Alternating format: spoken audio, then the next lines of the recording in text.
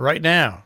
It is time to bring in none other than Tim, Luke, and Greg Schramm, the appraisal guys, the frickin' frack of Nick and Knack with Appraise This. You can find them on the web, tqag.com. That's Treasure Quest Appraisal Group. Ladies and gentlemen, do we have the whole band together? Yes, we You do. Finally, at one place at one time. I know. You guys, I don't know. Did you get my text this morning? You know what? I have my phone charging. Wait a second. Let me see this. Let me see if it came through here. Well, you can ignore it. There it is. It says, at 6:55, we started experiencing total internet outage. Skype via cell phones. Oh, internet is backing. So, all right. Yeah. Damn spell check. I know. Damn iPhones. All right. Well, where would we be without our iPhones, though, really, when you think about it? That's right. All right. So, what's going on?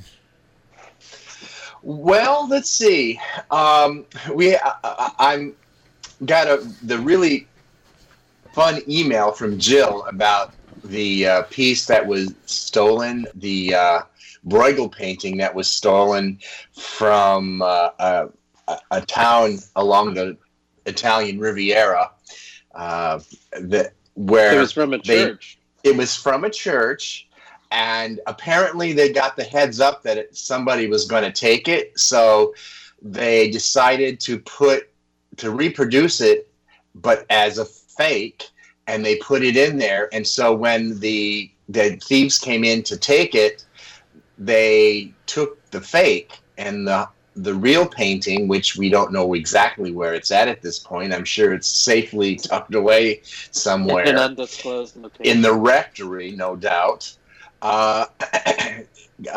was saved. So, and I said to Jill, this actually begs more questions. The first question that I had was, who knew that this was going to be happening, and how did they find out that this was going to be happening? And if they did find out it was going to be happening, why didn't they arrest the people, lie in wait, and wait for them to come and take it so they could arrest them? But apparently the thieves got away not realizing they got a fake. And... it's in the news now. If they're reading the news, they may know. Well, for me, that's if they there was a bigger question, and that was, does that mean that the parish priest who knew about this, has to go to confession and confess the sin of omission? Because, we Catholics, we're very serious about our sins. Well, boy, are you serious about your sins. Oh, I'm sorry, folks. Now, I apologize. I just couldn't help myself. I apologize if I offended you. Well, and after all, this is Lent, which is the season of penance. So he better be doing some heavy Hail Marys. All for the greater good, and I think in that sense, it's that's what it all was, is to make sure that justice prevails. That they find out who's behind that and get them in. Well, I think the more interesting question to ponder is, this has happened. This painting has been there for hundreds of years, and untouched. Nobody's bothered it, and not just this painting, but paintings all throughout Italy. Okay, Europe, and Europe, and you just wonder. What is protecting them? Nothing. But what you should be wondering, really and truly, and this is a sad but true, which I think Tim may be more, I don't want to say comfortable, but available to, is you actually don't know, because of the way these works of art have been unprotected, in quotes, for so long, you actually don't know what's real and what isn't. What's already been stolen and where are copies. And that is just one of those pieces, those wires you just... Well, a number of these things are not actually paintings, they're frescoes. And, people have... hacked off the wall. Yeah. I mean... and they have had to repair. But But along the same lines, this last week, we had somebody come approach us with two pieces that they believe are older pieces, by a very famous artist. And, Greg and I have to a lot of times deliver news that says, yeah, that's one of the most faked artists that's out there. And without any scholarly background, there, and of course, there's a dubious story behind how they acquired it, and it just was passed down, and this was the family folklore. That's all well and good, but until you can't just.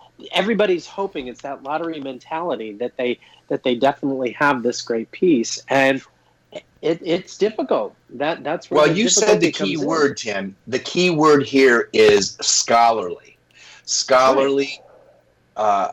Recognition and identification. Because without that, well, it's just without it, yeah, you're right, Greg. And because in this case they had some testing, they tested the paint, and it's from the period and all that, and both Greg and I said, well, all that proves is that there was old paint that was used. It's not in the hand of the artist, and a lot of these tests that are out there.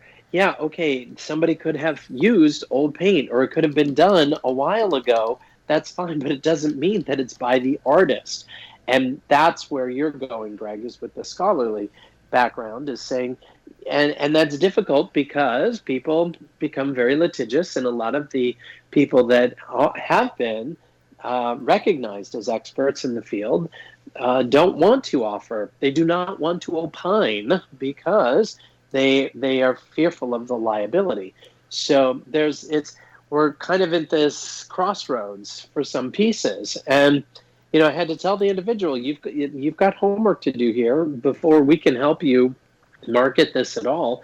Is seek out that scholarly advice, because without it, it's just a nice piece. Dead in the water. And one of the things, unfortunately, and this has happened in many other areas, sure, is that the availability of pictures and screens have educated, I use the term loosely, people into believing that it's just as simple as a right. But it looks just like it. Yeah. It's on the internet, so it must be real. Or I've found the comps. It's like, yeah, you just have no idea, because there have been really, as a friend used to say, pardon me, God, there have been really adroit forgers for a long time. You want a copy, right. You can get an extraordinary copy. Right. But there were also, for some artists, they had a number of students that were working with them, and they were just as good, if not better. Yeah. And good at forging their signature. Not forging, but doing it right, because and that school was part up. of what the... But there's that Rembrandt, that which I find is sort of interesting. I haven't read but they're recently, I only know this from the New York Times magazine, because I am not not an old master's scholar by any stretch, but apparently there is this Rembrandt that the son, it's a family of dealers, and the son has maintained and is doing quite well, proving that it actually is. But the father has been like, darling, I love you, but right. Good luck with that. I don't think so. Yeah, good luck with that. But in other, I think it's a museum, an art museum in Maryland. No, isn't it Connecticut? I think it might have been Connecticut. Anyway, there was a Van Gogh that was in their collection that they thought was real, and then somebody said, no, you better have this looked at. So they pulled it out of their exhibition and out of the public view, did a lot of research, did some X-rays where they found that there was a portrait of Van Gogh behind it, and showed it to several other scholars and researchers of Van Gogh's work, and it has now been declared, yes, it is authentic, and they've had it cleaned, and they are going to put it back out on public display. So those stories that you hear, it's like winning the lottery. Oh, somebody won the lottery. Oh, I could too. Well, the odds of that are very huge against you. And it's the same thing against all of the different paintings that are out there, is that you do hear the one or two, or those fines, those flea market fines that turn into a $100,000 piece at auction. Those do happen, but it's not, that's one in a million, because then there's all the other stuff that's out there, and that's what we seem to help people understand what it is that they have, and that a lot of the information that you have here is just great hearsay and just doesn't really prove anything. You need a little more backing, a little more meat on that to make it so. Well, I want to go back to the first one. There you go. Yes. Sounds good to me one. That's a good one, Marshall. like Vito Corleone was involved in the first one. I think so. And now somebody's going to be hip because they have a fake. That's exactly right. Well, don't let's not forget the lost Caravaggio that resurfaces. Right. Right. Regular, the one that was stolen in, what was it, 69 or 79? But it's, speaking of. It's, look, right. I mean, these things circulate. I have the question, what's going to happen now? Are they going to put the original back or alarm it, or what? There are questions from this, Greg, but I always have more questions. The answer is no one cares or knows. and the reason is because this is another wires that you don't want to touch. I don't know whether it is arms, drugs, and art that are the most launderable.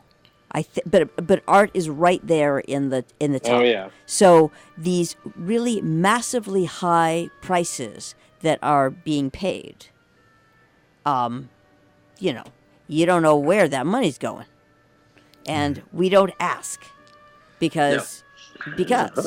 So it's pretty, putting your pieces together and taking your questions, it's pretty clear that, let's just say safely, something was going on, and that's why no one cares. It's like, okay, yeah, you guys were going to take this. We put you, sorry about your luck. Meanwhile, back to the regular business of buying and selling objects. Well, I have. There was a little offshoot of this story when I found out that it was in Liguria, and it kind of takes us on a little slight culinary tour. Do you know what Liguria is famous for? What? That is where pesto originated. The dish pesto back in Roman times, and in Genoa.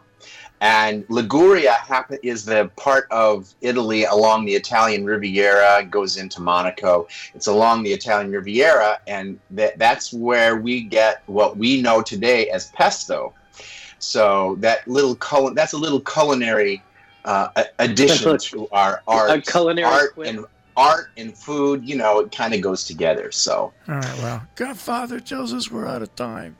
Okay, we gotta go. All right, Vito. All right, Michael. When you gotta go, you gotta go.